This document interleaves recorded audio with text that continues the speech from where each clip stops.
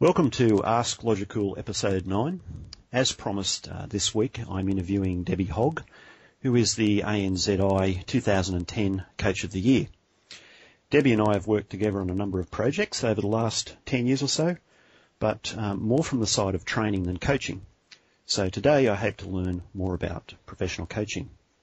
So Debbie, can you tell us a little bit about your background and career? Yeah, sure. Hi, Darren.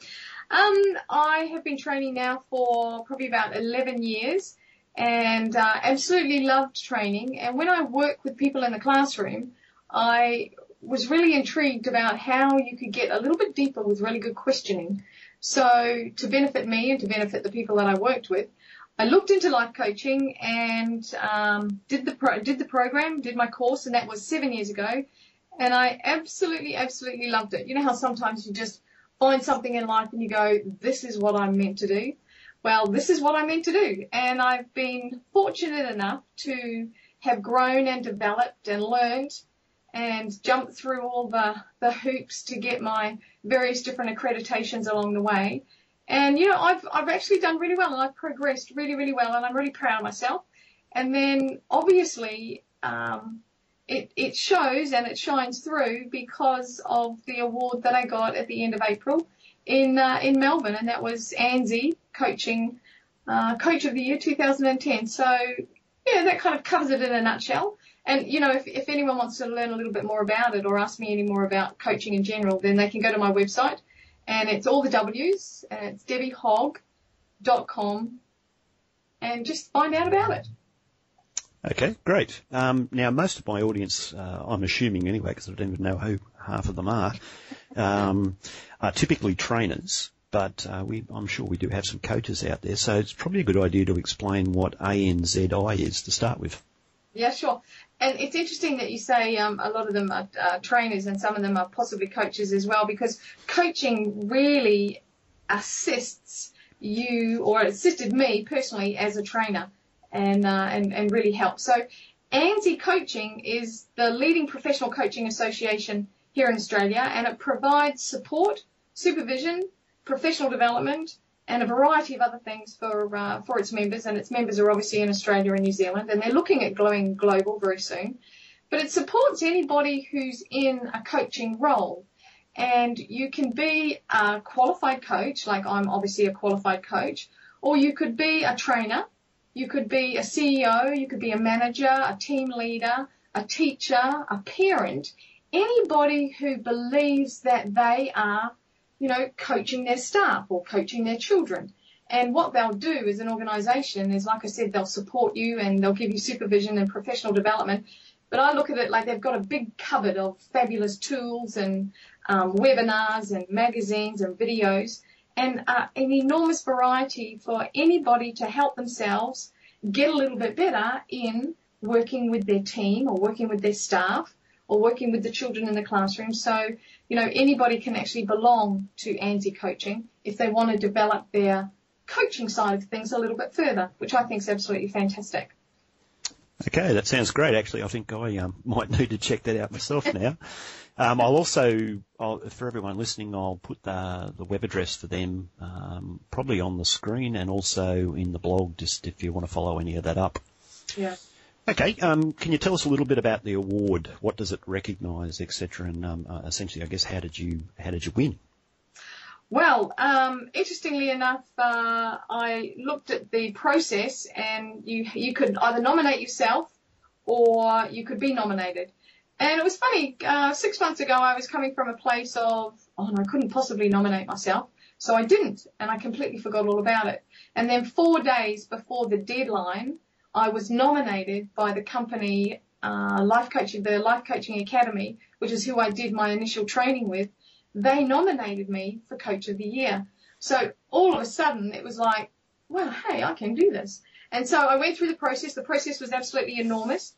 The ANZI Coaching Awards are actually processed by a company called High Ideals, and they're a membership-based organisation for businesses and sole practitioners, and they are committed to actually setting very high standards of positivity, integrity, and impact in the work that they do. So to belong to them, you have to actually excel in those different areas. So they were a major influence in in the standards and the code of conduct actually that I had to work through.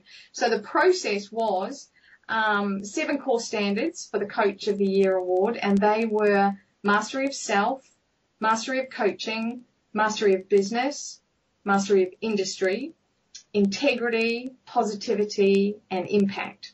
So working through all of that, I had to really come from a place of talking about how good I was. And, you know, for me personally, that's not something that I generally did easily. And it really stretched me and it challenged me.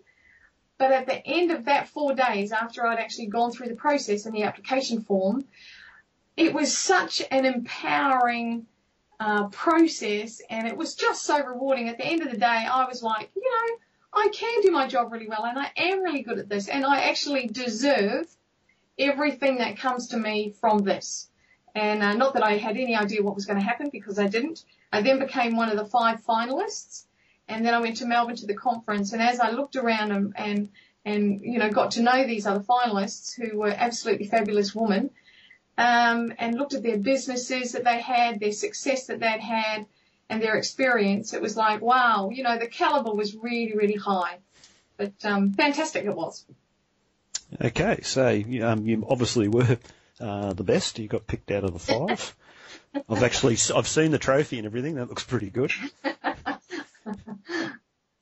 So let's get right down to it. I guess for my trainers out there who don't understand too much about professional coaching, what are the core principles of good coaching then? In fact, some of them are probably listed in that list of categories you said for the award.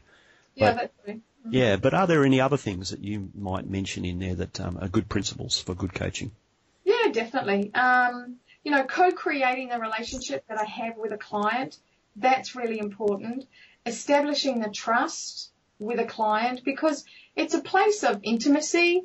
It's a place where the client needs confidentiality, needs support. So you really have to make that space really special for them. And so that's really key to being a good coach. It's really, really key, because if the client feels safe and the client can trust where they are, then they'll give you 100%. And that's what you want as a coach. I want my client to give me 100% so that I can work with them to enable them to actually shift and move various different things in their life, so they can then have a better life, whatever that means to them, and it's different to everybody.